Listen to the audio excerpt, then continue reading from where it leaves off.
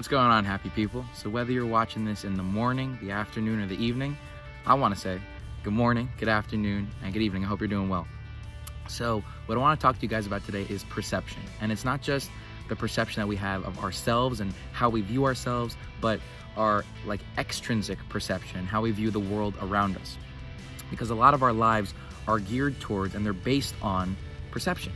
It's the way that we think about things, relates to the way that we act about certain things, and that's mainly how we go through our lives. It's acting to the perceptions of our things around us as well as ourselves.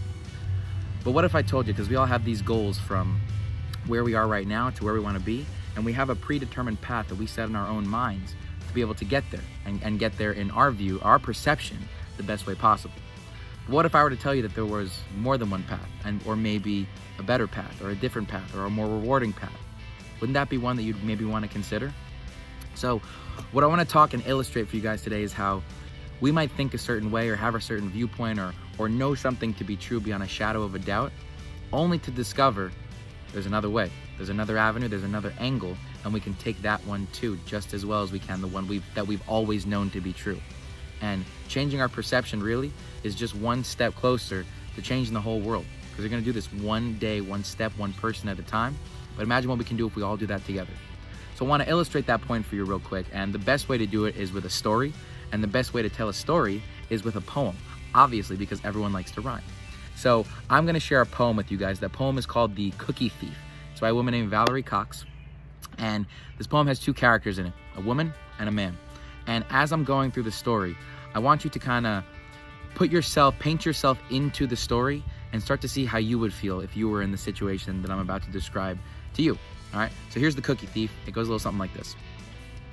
A woman was waiting at the airport one night with several long hours before her flight.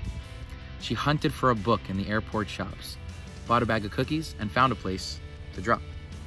She was engrossed in her book, but happened to see that the man beside her, as bold as could be, grabbed a cookie or two from the bag in between, which she tried to ignore to avoid a scene.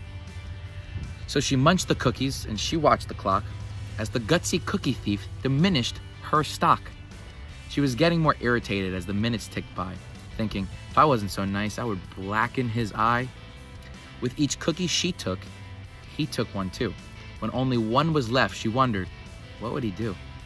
With a smile on his face and a nervous laugh, he took the last cookie and he broke it in half. He offered her half as he ate the other. She snatched it from him and thought, oh, brother, this guy has some nerve and is also so rude. Why, he didn't even show any gratitude. She had never been known when she had been so galled, and she sighed with relief when her flight was called. She gathered her belongings and headed towards the gate, refusing to look back at that thieving ingrate. She boarded the plane and sank into her seat. Then she sought for her book, which was almost complete. As she searched in her baggage, she gasped with surprise. There was her bag of cookies in front of her eyes. If mine are here, she moaned with despair, the others were his, and he tried to share. Too late to apologize, she realized with grief that she was the rude one, the ingrate, the thief. And so I hope that poem made you smile. I hope it made you think. I hope you enjoyed the plot twist at the end. And it just poses a question for you, like I said before. How many times in our lives have we absolutely known something was a certain way, a certain procedure, a certain protocol, just a certain way of doing things, only to discover that what we believed was 112% true was not? The way we change our perception, we go from glass half empty to glass half full. That's one example of a perception change right there.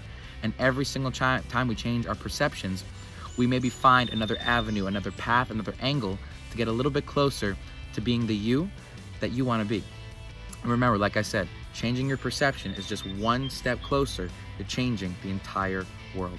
So keep that in mind, change those perceptions. Remember, thank you guys for watching, and never settle for anything less than your best, and always make sure you put your stamp of an extra 1% on every single day. I'll talk to you guys soon. Take care, and thank you guys for watching. I appreciate it more than you know. Bye, guys.